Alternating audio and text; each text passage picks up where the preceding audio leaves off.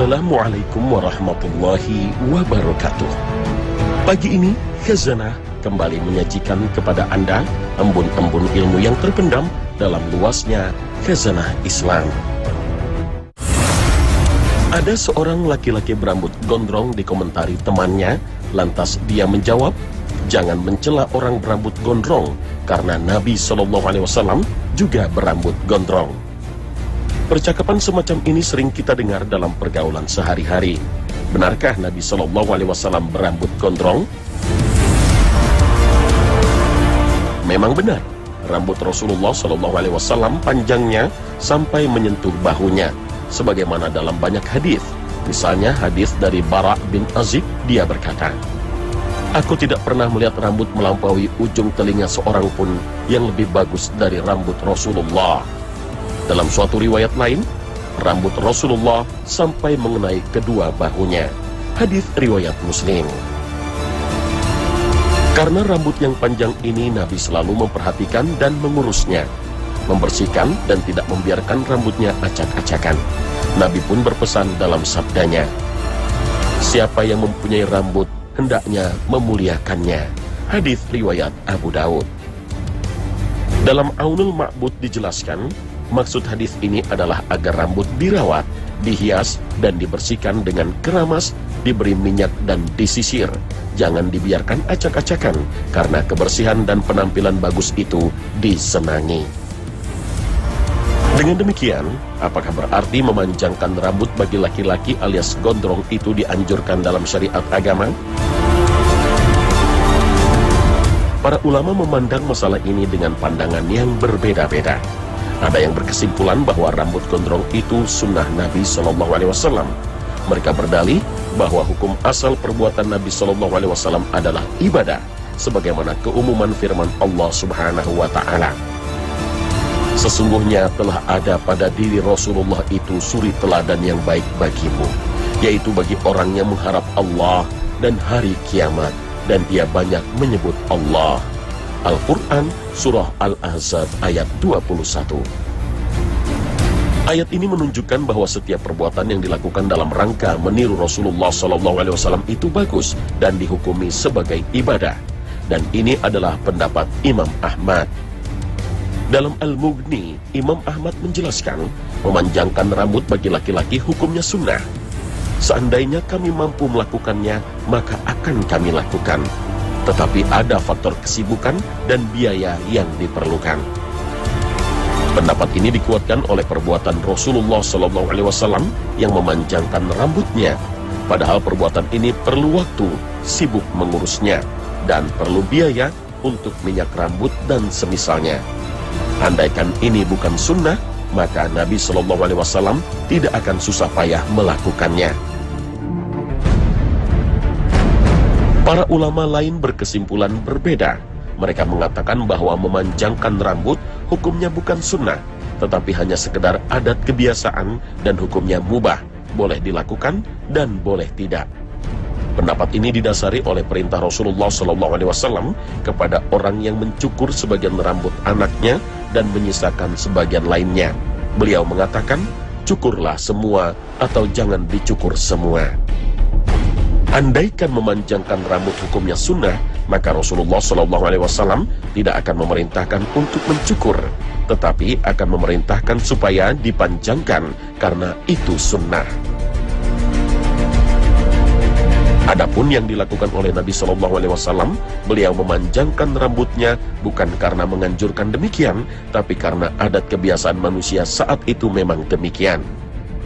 Nabi SAW tidak menyelisihi kaumnya, karena apabila beliau SAW menyelisihi mereka dalam suatu perkara, berarti perkara itu adalah perkara yang disyariatkan atau sunnah. Akan tetapi pada kenyataannya, justru Nabi SAW menyamai mereka. Ini menunjukkan bahwa perkara itu mubah atau boleh dilakukan dan boleh tidak dilakukan, namun bukan termasuk sunnah. Tampaknya pendapat inilah yang dikuatkan oleh seorang ulama kontemporer. Memanjangkan rambut bagi laki-laki sebenarnya tidak masalah. Dahulu Nabi SAW mempunyai rambut terkadang sampai pundaknya. Jadi asal hukumnya tidak mengapa. Meskipun begitu, ia tunduk pada adat dan kebiasaan. Kalau sekiranya kebiasaan yang ada memandang aneh rambut panjang atau hanya dilakukan oleh orang-orang berperilaku buruk dan rendahan, maka tidak selayaknya orang yang punya kehormatan memanjangkan rambutnya. Jadi masalah memanjangkan rambut bagi lelaki adalah masalah mubah yang tunduk pada adat dan kebiasaan yang berlaku di sebuah masyarakat. Kalau kebiasaan semua orang memanjangkan rambut, baik orang terhormat maupun orang bawahan, maka hal itu tidak mengapa atau boleh saja dilakukan. Sementara kalau tidak dilakukan kecuali dari kalangan lemah, maka selayaknya orang terhormat dan mempunyai kedudukan agar tidak melakukannya. Maka memanjangkan rambut bukan masalah sunnah dan ibadah, akan tetapi masalah mengikuti kebiasaan dan adat. Wallahu a'lam.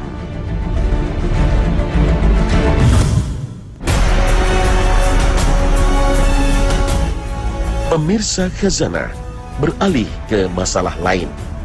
Dalam syariat agama diperbolehkan bagi orang yang mengalami cacat di salah satu anggota badannya untuk memperbaikinya atau menambalnya dengan benda lain, sekalipun dengan emas. Berdasarkan hadis Urfujah bin As'ad radhiyallahu anhu bahwa hidungnya pernah terpotong karena terkena pedang ketika perang, kemudian ditambal perak, namun luka hidungnya makin parah.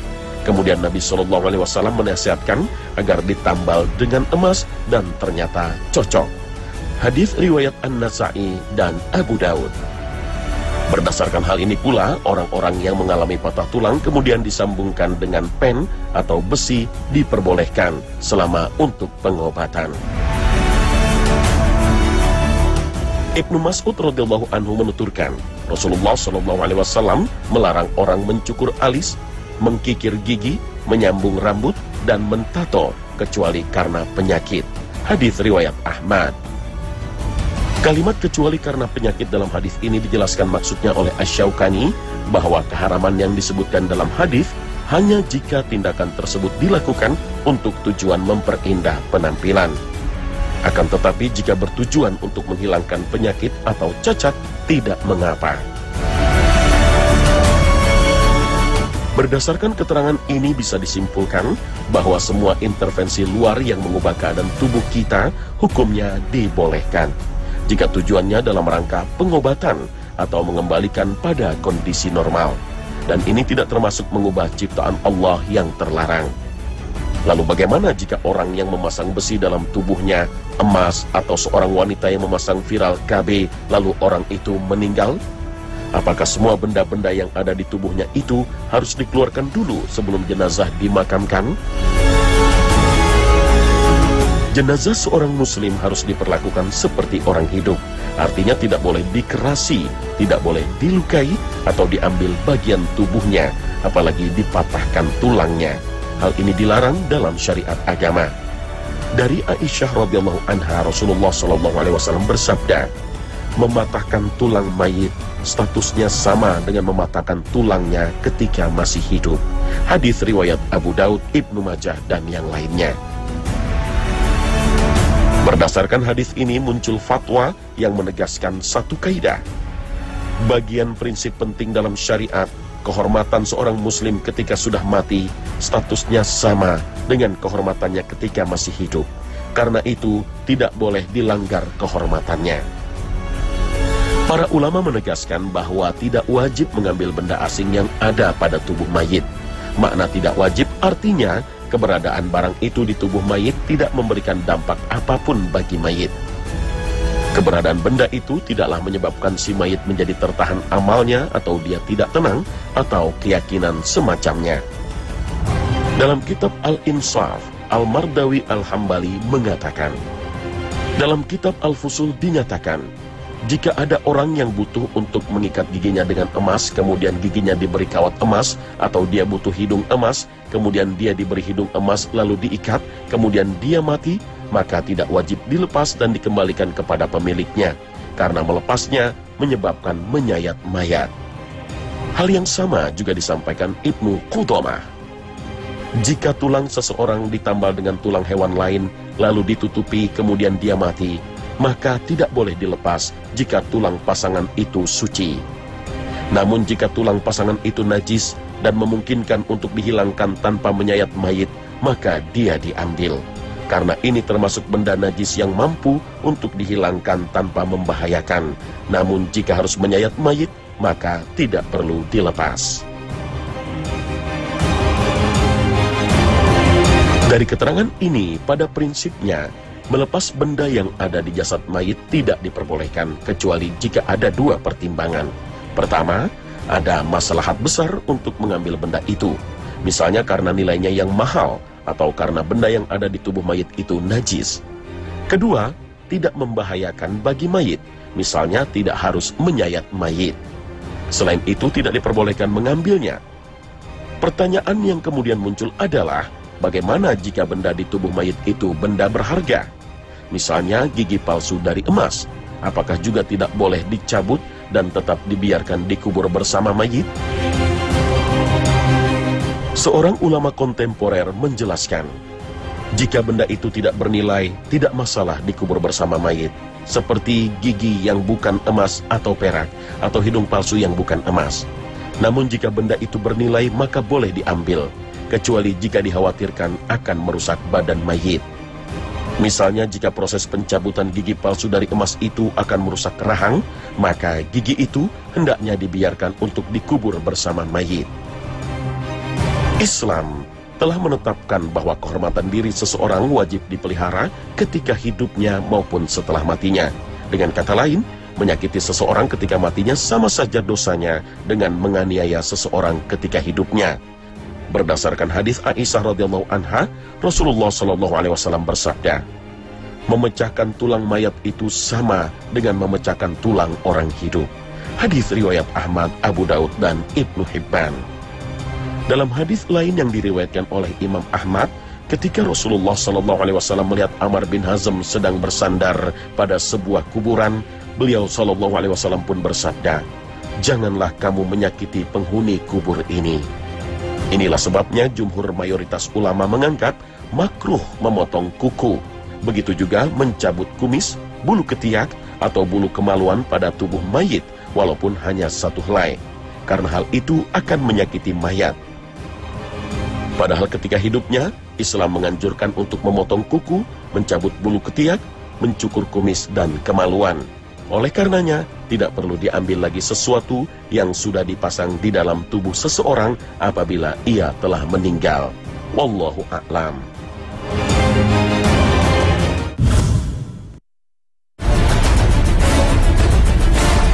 Pemirsa Khazanah, ada permasalahan lain yang banyak disalah mengerti oleh sebagian kita, yaitu tentang batasan sabar.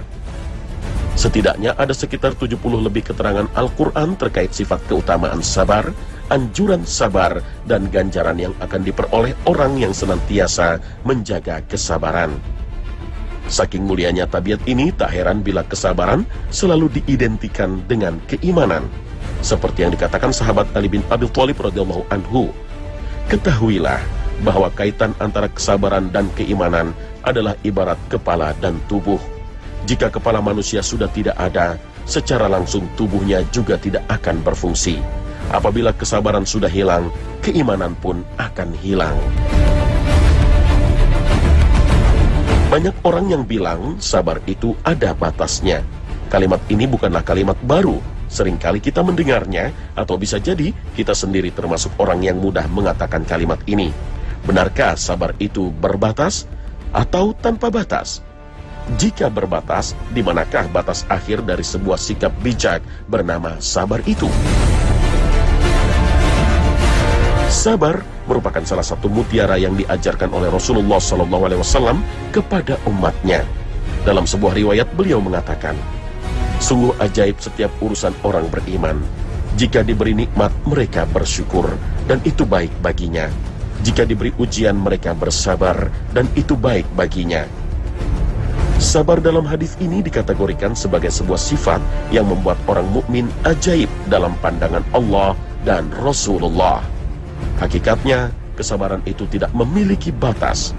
Oleh karena itu, ganjaran yang dijanjikan Allah Subhanahu wa Ta'ala bagi mereka yang bersabar pun tidak memiliki batas. Allah berfirman, sesungguhnya hanya orang-orang yang bersabarlah yang dicukupkan pahala mereka tanpa batas. Al-Quran Surah Az-Zumar ayat 10. Ibnu Al-Jauzi mengatakan dalam Tasil li Ulumi At-Tanzil, sesungguhnya hanya orang-orang yang bersabarlah yang dicukupkan pahala mereka tanpa batas. Ayat ini dapat ditafsirkan dengan dua makna. Pertama, orang yang sabar akan mendapatkan balasan pahala atas kesabarannya, dan Allah tidak menghisap amalannya. Mereka inilah yang dijanjikan masuk surga tanpa hisab. Makna kedua, balasan orang yang melakukan kesabaran itu tidak terbatas, lebih banyak dari apa yang diperhitungkan, dan lebih besar daripada apa yang ditakar di mizan pahala. Inilah pendapat mayoritas ulama. Sabar adalah amalan yang agung, sampai-sampai Allah katakan bahwasannya dia bersama orang yang sabar. Dan bersabarlah, sesungguhnya Allah beserta orang-orang yang sabar. Al-Quran Surah Al-Anfal ayat 46. Dari ayat ini dapat kita katakan, ketika kita memilih untuk tidak bersabar, berarti kita telah memilih untuk melepaskan kebersamaan Allah berupa rahmat dan perlindungannya. Dengan kesabaran pun, Allah akan mengangkat seseorang menjadi pemimpin umat, panutan, dan kedudukan yang mulia.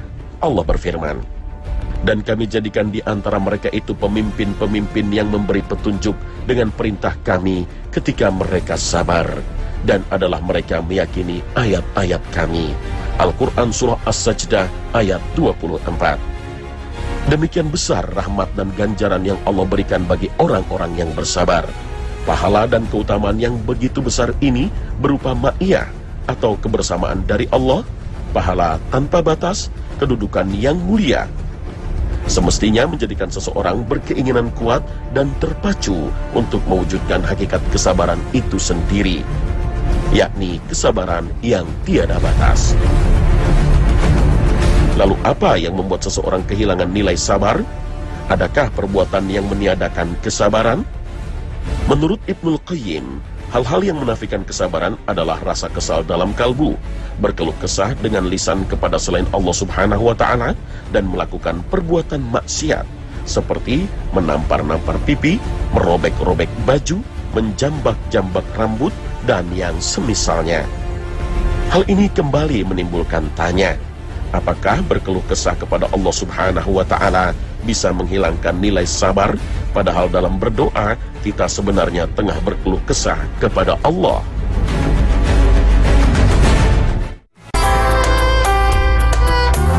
Pemirsa Khazanah, berkeluh kesah kepada Allah Subhanahu wa Ta'ala tidak menafikan kesabaran. Hal ini sebagaimana yang terjadi pada diri Nabi Yakub yang berkeluh kesah kepada Allah Subhanahu wa Ta'ala. Yakub menjawab, sesungguhnya hanyalah kepada Allah aku mengadukan kesusahan dan kesedihanku, dan aku mengetahui dari Allah apa yang kalian tidak mengetahuinya. Al-Quran Surah Yusuf ayat 86. Meski demikian, Allah Subhanahu wa Ta'ala menyitir ucapan Nabi Yakub alaihissalam yang lainnya. Maka kesabaran yang baik itulah kesabaranku. Mudah-mudahan Allah mendatangkan mereka semuanya kepadaku. Sesungguhnya dialah yang maha mengetahui, lagi maha bijaksana. Al-Quran Surah Yusuf ayat 83. Adapun menyampaikan kesulitan yang dihadapi atau curhat kepada sesama atau pada orang lain, jika untuk meminta bimbingan dan bantuan untuk menghilangkan kesulitan tersebut, juga tidak menafikan kesabaran. Misalnya, keluhan pasien kepada dokter, keluhan orang yang dizalimi kepada seseorang yang dapat membelanya, atau curhat seseorang yang sedang mengalami problem kepada orang lain yang diharapkan bisa memberikan solusinya. Lalu, bagaimanakah dengan rintihan dikala sakit? Menurut Ibnul Qayyim, rintihan dikala sakit ada dua macam. Rintihan yang mengandung keluh kesah, maka hukumnya makruh. Sedangkan rintihan untuk melepas kegundahan dan menghibur diri, maka tidak mengapa. Wallahu a'lam. Nah, pemirsa Khazanah, sampai di sini perjumpaan kita hari ini. Akhir kata, wassalamualaikum warahmatullahi wabarakatuh.